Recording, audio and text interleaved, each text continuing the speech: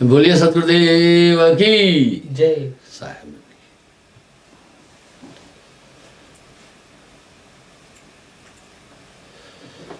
सो ही काल करता रहे। ये पूरा संसार भ्रममय है। भक्ति मुक्त हाथ मेरा कहा न आदरे प्रपंची बरसात। साहब कह रहे मेरे कहने पर यकीन नहीं कर रही है दुनिया। मन ही प्रपंची, मन ही निरंजन, मन ही ओंकार। फंदा है त्रिलोक को कोई न भवते न्यार। सभी पूरी सृष्टि काल पुरुष के हाथ में।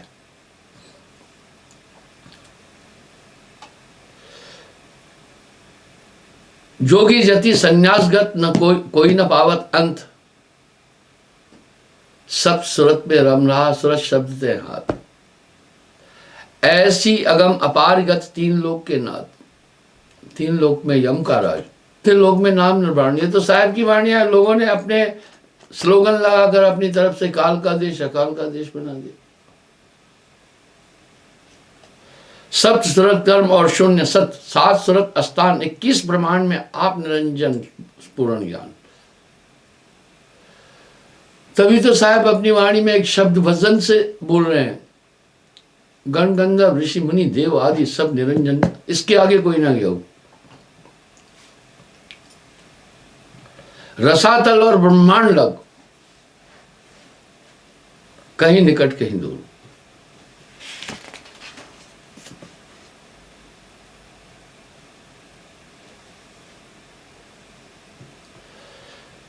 आदि अंत सब तुम्हें लखाई, उत्पत्ति प्रलय की गत पाई। बोल रहे मैंने तुम्हें पूरा पूरा ब्रह्मांड बताया, पूरा रहस्य बताया, पूरा सृजन बताया। उत्पत्ति प्रलय सृजनहारा, मेरा भेद निरंजन पारा। अब यहां साफ साफ बोल रहे हैं, इसी को निरंकार भी कहते हैं। साहब कह रहे हैं भाई मेरा भेद निरंजन से परे है।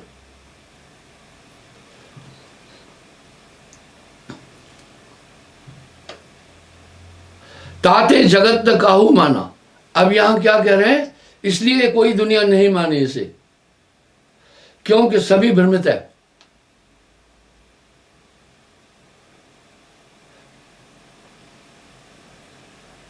ताते तो है कहूं ये ज्ञान। इसलिए मैं तुम्हें ये बात बता रहा हूं, बहुत मुश्किल है साहब की भक्ति को समझना।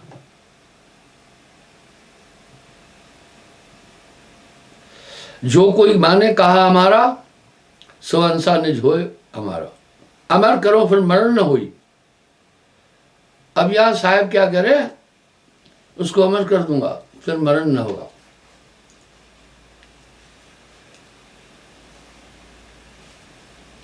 ताका खूंट न पकड़े कोई, उसको फिर कोई नहीं पकड़ सकता। इतनी बड़ी बात बोल रहे हैं। और यही पूरी आइडियोलॉजी संतत्व ने अलग अलग तरीके से अपना ली।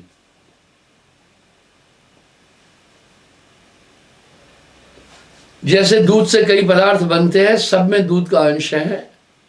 आप चाहे खोआ खाएं, बर्फी खाएं, घी खाएं, आइसक्रीम खाएं, मक्खन खाएं, सब में अंश। इस तरह पूरी संतत्व की धारा का मंथन करोगे तो साहब निकल आएंगे। हाँ, कुछ ने प्रगट बोला साहब को, जैसे गरीबदास जी ने, दादू दयाल जी ने, बाकी कुछ संतों ने गुप्त रखा।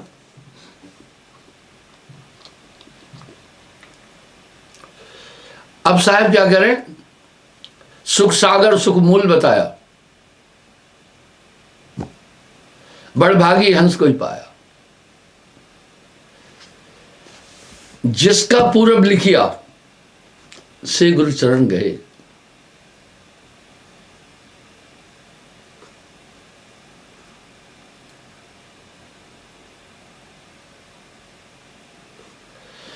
दृढ़ प्रतीत करे मन लाई, ताको यह पद देह लखाई। सच में क्यों कठिन है।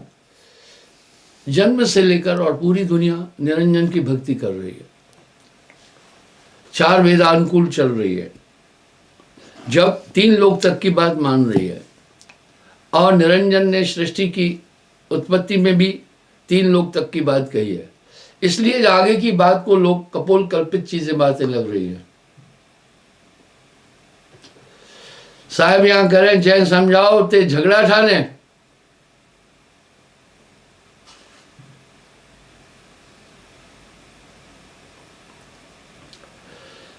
अमर करो फिर मरण न हुई। आप साहब के पूरे शब्दों का अगर संग्रह करेंगे, भजनों का भी, तो बार बार उसमें उल्लेख आ रहा है, चलन सा सतलोक मरम ही हो सो जाने संतो, ऐसा देश हमारा जहाँ से हंसा आया, अमर हैं वो लोकवा। हजारों भजनों में साहब ने हजारों जगहों पर उस अमर लोक का उल्लेख किया है,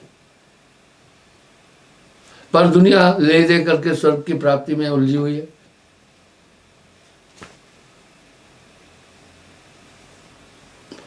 फिर के जन्म न फिर के नहीं जन्मे जगमाई, काल अकाल ताए दुख नाई। काल अकाल ताए दुख नाई।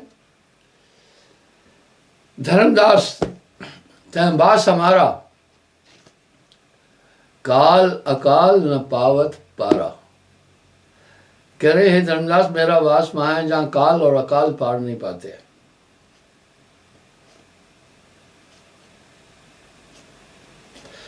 सुख सागर सुख मूल बतावा, बड़भागी हंसा कहूं पावा।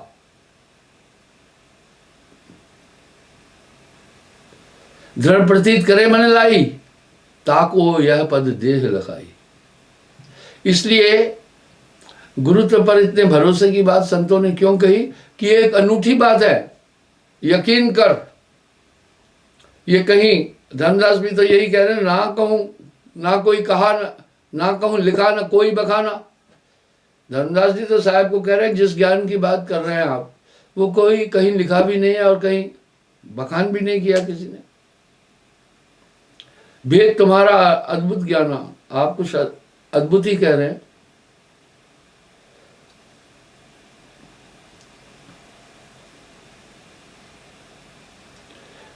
प्रथम है दृढ़ प्रतीत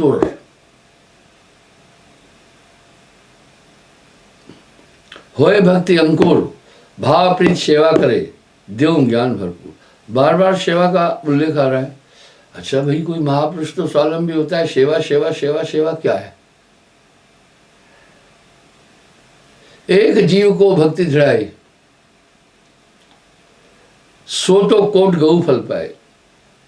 एक जीव को भक्ति क्षेत्र में लाने से करोड़ों गऊओं को कसाई से छुड़ाने से भी ज्यादा फल प्राप्त होता है।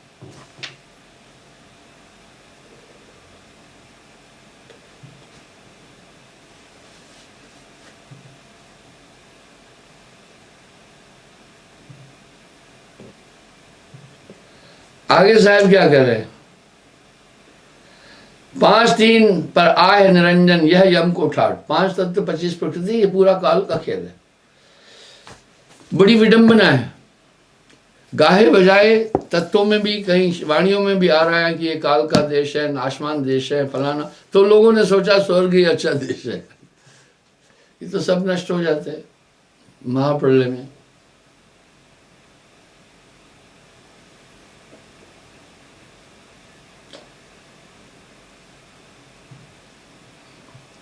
तुम सन अंतर कछु न राखा, जो कुछ था सो सब कुछ भागा।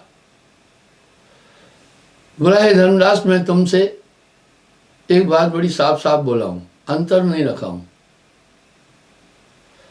अब तुम भक्ति करो दृढ़ताई, छोड़ दे कुल लाज बढ़ाई। अब कुल लाज बढ़ाई क्या, वो ध्यान से सुने।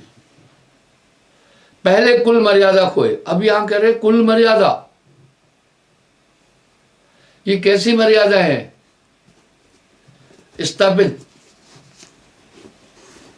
एक माता मुझे कहा, गुरुजी एक समस्या आ गई है। मैं कहा भाई समस्या बताइए क्या है? हमेशा समस्या का निदान करते हैं गुरु, इसलिए मैं बड़ा चीप हूं, कोई भी मुझसे कहीं भी बात कर लेता है। गुरु शिष्य की शंकाओं का निराकरण करता है। बोला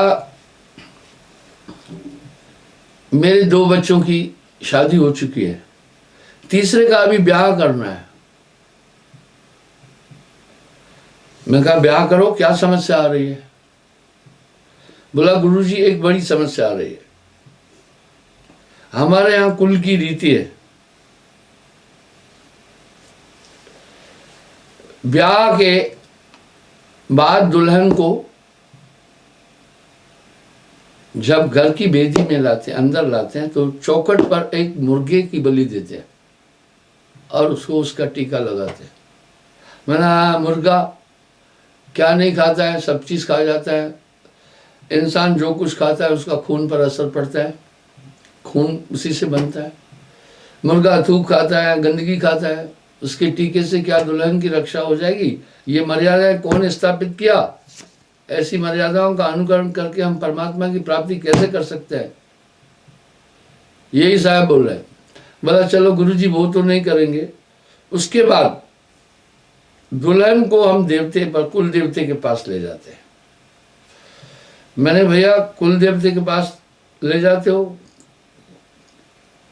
फिर क्या होता है? बोला वहां बकरा चढ़ाते हैं। क्यों बकरा चढ़ाते हो? कुल देवते को प्रसन्न करने के लिए। देवता बकरा खाता है, ये कैसी कुल रीतियां हैं? देवता बकरा खाएगा? हमारा साहब तो साफ साफ कह रहे हैं, मांसाहारी मानवा प्रत्यक्ष राक्षस जान, इनकी संगत मत करो होए भक्ति में।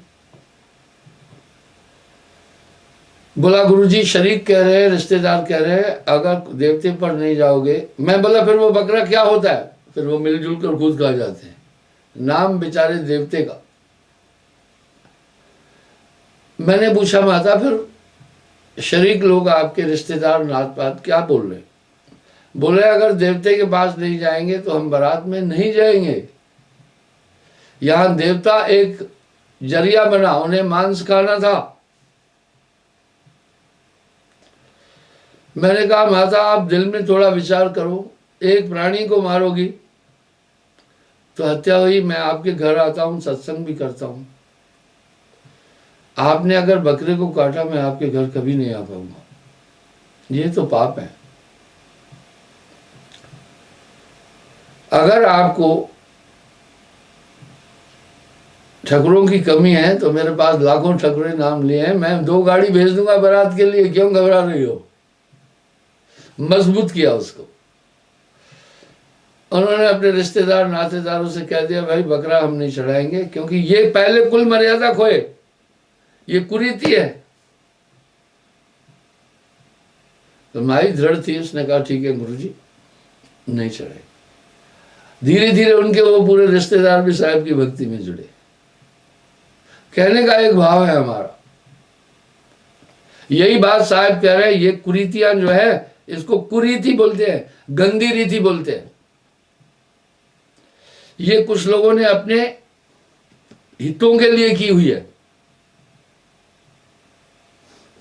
मैं आपको इसका एक और एग्जांपल देता हूं, इसके पीछे क्या आधार होता है। शायद ये उदाहरण मैं पहले दे चुका हूं। जिला मंडी में मेरी संगत है काफी, तो नया नया कार्य था, आज से 25 साल पहले की बात है। कुछ लोगों ने नाम लिया था तो लोग उनका विरोध करने लगे वहां भयंकर। वो तो विरोध होना ही होना है, जगत भगत में बह रहे चारों युग परमान। मैंने वहां कोटला के पास एक गांव में प्रोग्राम था, वहां कुछ नामी थे।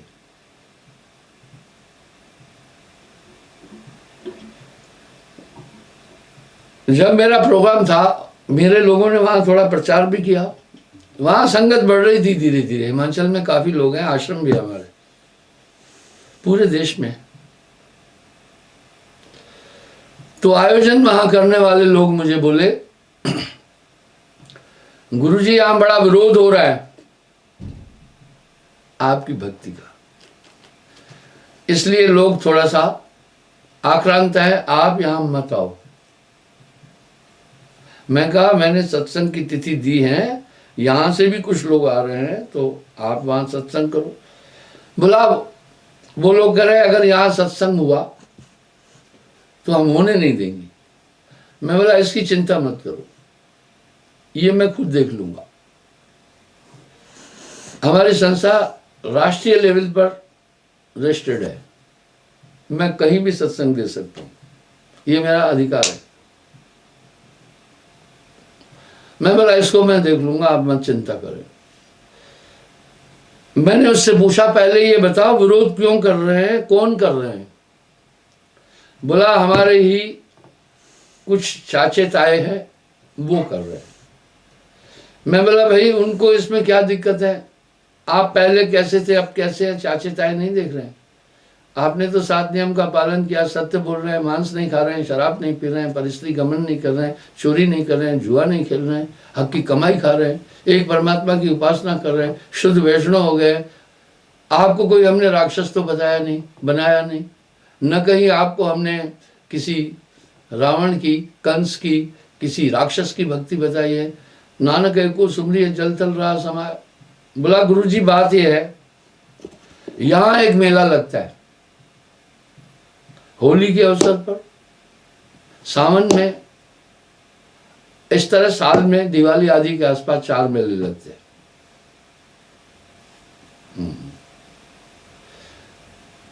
उसमें क्या होता है, देवते पर बुला बकरा चढ़ाते हैं, और वहां किंवदंती क्या है, यहां आकर जो मन्नत मानता है उसे उसकी वो मन्नत पूरी होती है। मैं कोई निंदक नहीं हूं, मैं 1979 से लेकर 82 जनवरी तक मिजोरम नॉर्थ ईस्ट में था। तो जब हम छुट्टी काट के आते थे तो पहले हम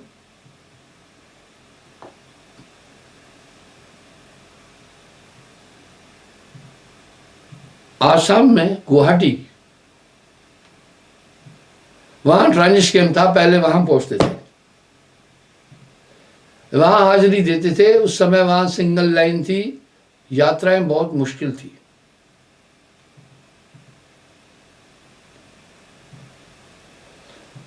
वहां से फिर आगे हम पलायन करते थे, फिर छोटी लाइन से हम जाते थे सिलचर, सिलचर से फिर बसों में जाते थे आईजल, फिर वहां से लुंगले, फिर पैदल 2-3 जाना अपनी पोस्टों पर। तो गुवाहाटी में हमें 2-3 दिन रुकने पड़े। गुवाहाटी में कामाख्या टेम्पल है। मैंने दिल में विचार किया कि भाई चलो कामाख्या जी को भी देख के आते हैं, दर्शन करते हैं। लाइन में मैं वहां लगा। मैं जो आपसे बातें करता हूं बड़ी प्रैक्टिकल होती है। बड़ी अद्भुत स्थिति थी। दर्शनार्थियों के हाथ में, किसी के हाथ में बकरे की गर्दन थी, किसी के हाथ में मुर्गे की गर्दन थी, किसी के हाथ में अन्य जीवों की गर्दन थी।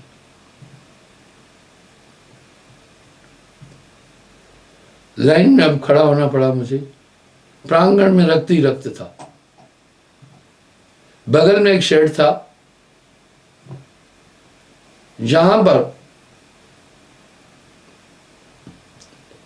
बलि चढ़ती थी मंत्रोच्चारण करके। बकरा चढ़ाने वाला या जानवर चढ़ाने वाला धड़ उसे नहीं मिलता था, वो गर्दन सिर्फ मिलती थी। वो आकर उसका कुछ अंश अंदर थोड़ा नीचे उतरकर उस पर चढ़ाते हैं देवते पर। चलो मैं खड़ा हुआ। मैं ये प्रसंग क्यों बता रहा हूं, ध्यान से सुने। वहां किंवदंती है कि एक बार जो कामाख्या जी का दर्शन करने आता है 20 साल में उसे दोबारा आना पड़ता है।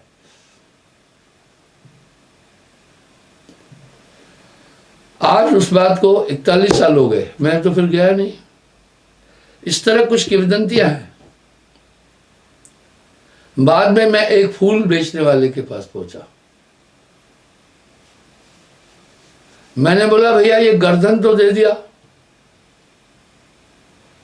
बलि चढ़ाने वाले को धड़ कहाँ है? वो पहले चारों तरफ देखा, फिर मुझे कहा धड़ जाता है, ये मांस बिकता है बाजार में। साच कहो तो मारन धाई, झूठ कहा नहीं जाई, संतो झूठे जगपति आई। ऐसी किंवदंतियों पर साहब ने करारा प्रहार किया। इसमें किसी देवी देवता कामाख्या जी का कोई दोष नहीं है। कुछ लोग अपने हितों के लिए ये सब काम करते हैं। इसी तरह मैं आपको मंडी कोटला की बात बता रहा हूं। तभी तो साहब कह रहे हैं पहले कुल मर्यादा खोए। तो बोला गुरुजी साल में यहाँ 4 ऐसे भंडारे होते हैं, वो हमारे शरीर की करते रहते हैं जो नजदीकी है। मैं बोला वो मांस और शराब का सेवन करते हैं? बोला बदस्तूर करते हैं। मैंने कहा अब समस्या क्या है? बोला गुरुजी 51 रुपए प्रति व्यक्ति हर घर से चंदा होता है। मेरे घर में 9 प्राणी है, 459 रुपए मुझसे चंदा मांगा गया।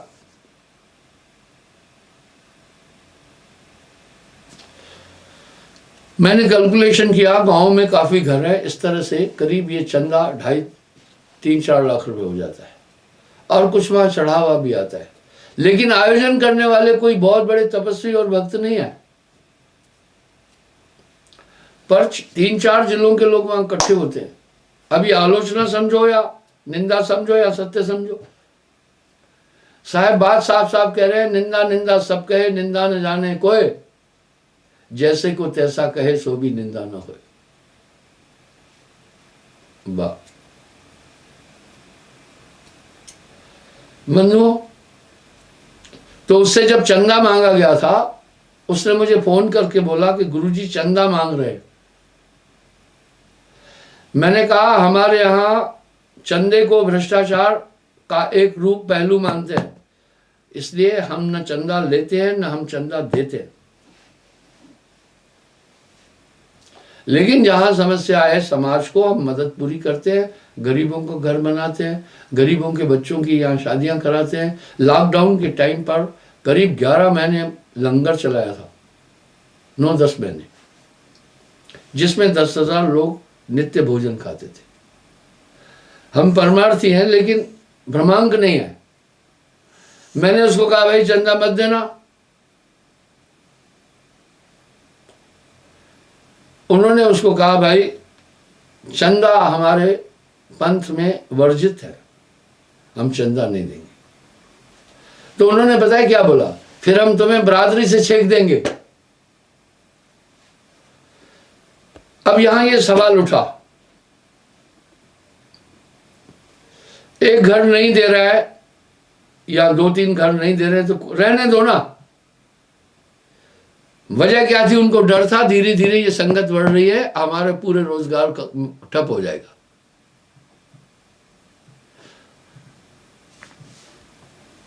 जब उन्होंने कहा बरादरी से अलग कर देंगे, मैंने कहा उनको बोलो बरादरी से क्या तुम अलग करोगे, हमने तुम्हें पहले ही अलग कर दिया, मांसाहारी शराबियों के बीच हम जाते ही नहीं है। इस तरह ईसाइयों में टीटो करके कुछ ऐसा एक पंथ है, वो कभी भी उनकी जमात में मांसाहारी नहीं आ सकता है। अगर उस संस्था का आदमी मांस खाता है उसको अलग कर देते हैं। इसी तरह मुसलमानों में भी एक संस्था है, वो मांस नहीं खाते।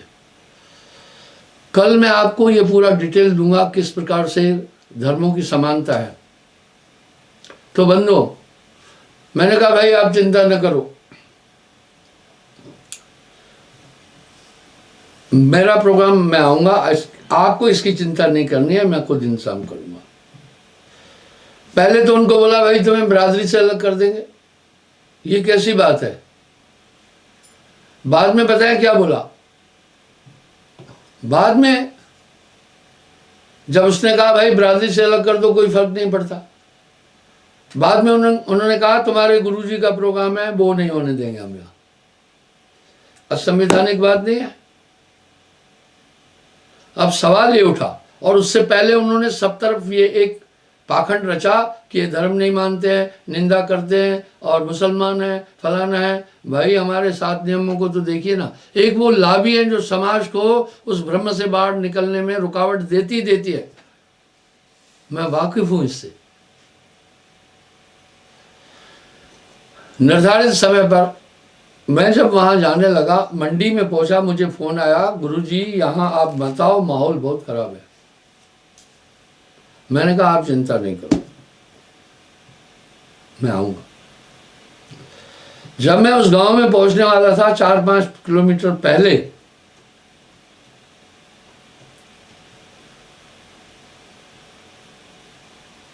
मुझे 3-4 अपने सत्संगी मिले, उसी गांव से संबंधित थे। कहा गुरुजी आगे मत जाओ, खतरा है। अरे नाशन निकली बावड़ी तो घूंघट कैसा, उखल में सर्दिया तो मूसल का डर कैसा।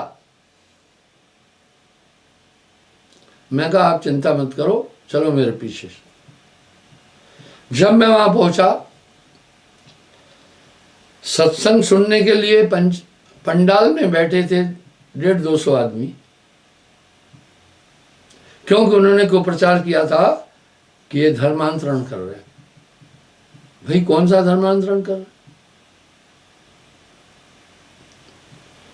और कम से कम 1000 आदमी खड़े हुए थे।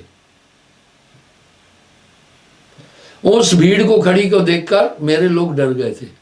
मैं कहा ये हमलावर नहीं है, ये तमाशाबीन है। मैंने दिल में सोचा ऐसी घटनाएं मेरे साथ हुई। मैंने जैसे सत्संग प्रारंभ किया, दरअसल वो 1000 आदमी मुझ पर हमला करने नहीं आए थे, वो ये देखने आए थे लड़ाई कैसे होती है। मेरा ये मानना है लड़ाई करने वाला तो बेवकूफ है। लड़ाई एक वो चीज है, हारने से भी नुकसान है, जीतने से भी नुकसान है। पर वो महाबेवकूफ है जो लड़ाई खड़े होकर देख रहा है, वो महाबेवकूफ है, उस पर भी छीटा आएगा। वो ये देखने आए थे, उन्होंने चारों तरफ ये कहा था कि वो आएगा जो रांजड़ी वाला महाराज, उसको हम यहां से सत्संग नहीं करने देंगे, खदेड़ेंगे। ये कह करके उन्होंने पूरे हजूम को इकट्ठा किया था। भीड़ इकट्ठा करने वाले बड़े पाखंडी होते हैं, उनके पास पूरे हथियार हैं, पूरे फरेब के संसाधन हैं। अच्छा जी, जैसे मैं सत्संग शुरू किया, मैं तो डरा नहीं, मैं नहीं डरा। बगल में ही उनके चाचे तायों का घर था, वहां बैंड बाजा जोर जोर से बजने लगा। अच्छा, मैंने कहा ये संसाधन है। ऐसे ऑब्स्टिकल्स, ऐसी रुकावटें मुझे पहले भी आई हैं बहुत परिपक्व। जो लोहार हथौड़ा पीटता रहता है ना, उसको छाले नहीं आते हैं, उसके हाथ डीठ हो जाते हैं। इस तरह ऐसी समस्याएं अध्यात्म जगत में मुझे काफी फेस करनी पड़ी है। मैंने लोगों से कहा आप नहीं चिंता करो, आप ध्यान मेरी तरफ रखना, जहां आपका ध्यान है वहीं बस सब कुछ है। आप उस साउंड की तरफ ध्यान ही नहीं दो।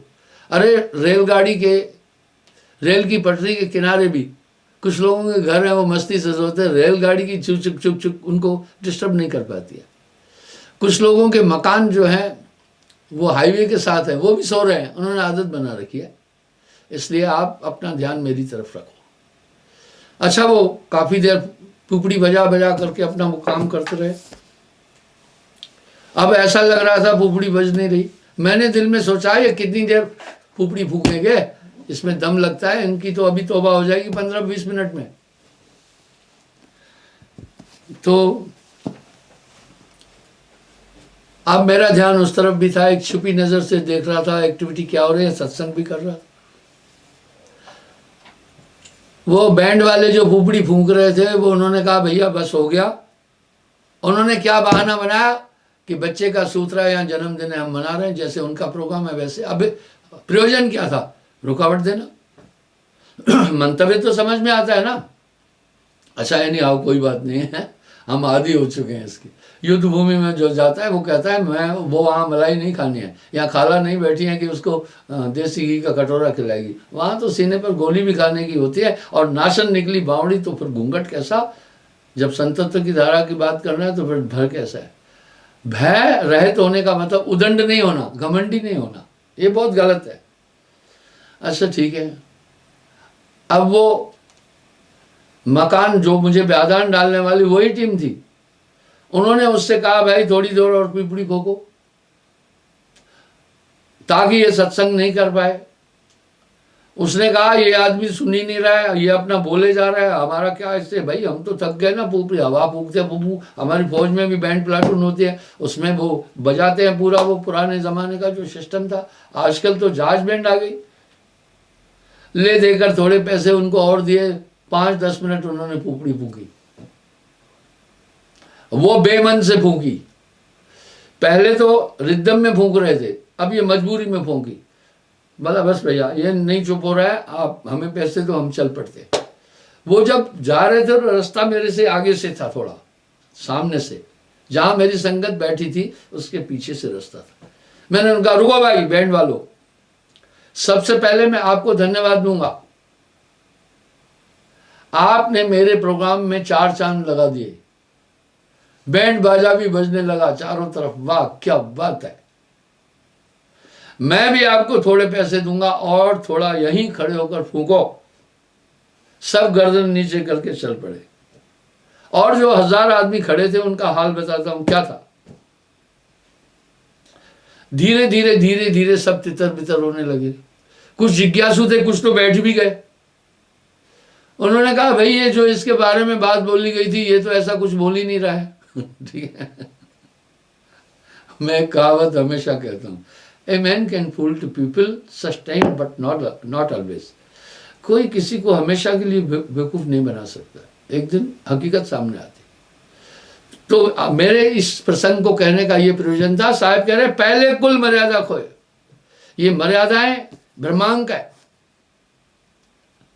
भय से रहित भक्त तब होए,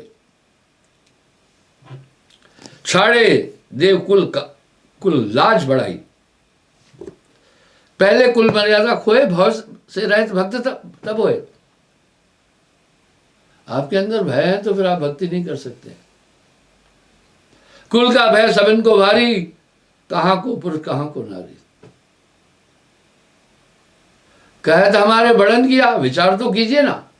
अतीत का बहुत कुछ ऐसा है जो ग्रहण करने योग्य है, बहुत कुछ ऐसा है जो त्याग करने योग्य है।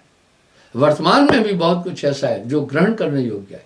वर्तमान का बहुत कुछ ऐसा है जो छोड़ने के योग्य है। इसलिए अतीत और वर्तमान का सामंजस्य बिठाकर अच्छाइयां उस पर चलना चाहिए। यही बात साहब कह रहे। कुल का भय सब इनको भारी, कहा कहो को पुरुष क्या नारी। ये सबको भारी है। अब फलाना कार्य करना है तो ये पहले उपासना कर। इसके पीछे एक रहस्य है। अभी यहां साहब क्या बोल रहे हैं, लगन मुहूर्त झूठ सब। अब आप चाहे उनको निंदक कहो चाहे सचेतक कहो,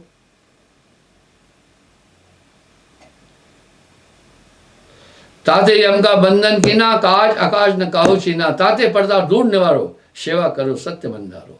साहब धनदास को कह रहे ये सब नियम छोड़।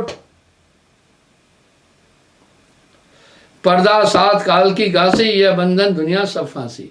इस तरह पूरी दुनिया इसी दिशा में बंधी हुई है। अभी भी आप जाकर देखिए। मैं उदाहरण देता हूं, एक थोड़ा टाइम पहले बहराइच में एक बाबा आया, पानी वाला बाबा। उसका दावा था कि बीमारियां ठीक हो जाएगी मेरा पानी पीने से। और चालाकी क्या थी, बोला 8 कोस के अंदर रहने वाले लोगों पर इसका असर नहीं पड़ेगा। वाह, क्योंकि वो तो नजदीक आकर बताएंगे। अब उसका प्रचार प्रसार कितना हुआ। बहराइच प्रचार प्रसार कौन किए, जिनके हित जुड़े थे। ट्रांसपोर्ट वालों ने बड़ी बड़ी गाड़ियाँ, लग्जरी गाड़ियाँ बुक करके सुल्तानपुर से, लखनऊ से, काशी से, गोंडा से, बहराइच से, सीतापुर आदि से सब पानी वाला बाबा के पास दौड़ने लगे। अब ट्रांसपोर्ट वाले भी अपने एरिया में प्रचार कर रहे थे। वैसे गाड़ी की कीमत अगर मान लो बहराइच का बस आने का कीमत 5,000 था, वो 15,000 ले रहे थे। उनका हित था। फिर जो वहां पकौड़ी जलेबी छान रहे थे वो तो इतनी महिमा गा रहे थे कि पूछो मत। इस तरह लोगों के हित है, अंतर्मुखी नहीं कर रहे समाज को। हमारे धर्मशास्त्र तो अंतर्मुखी होने के लिए बोल रहे हैं, ब्रह्म को छोड़ो।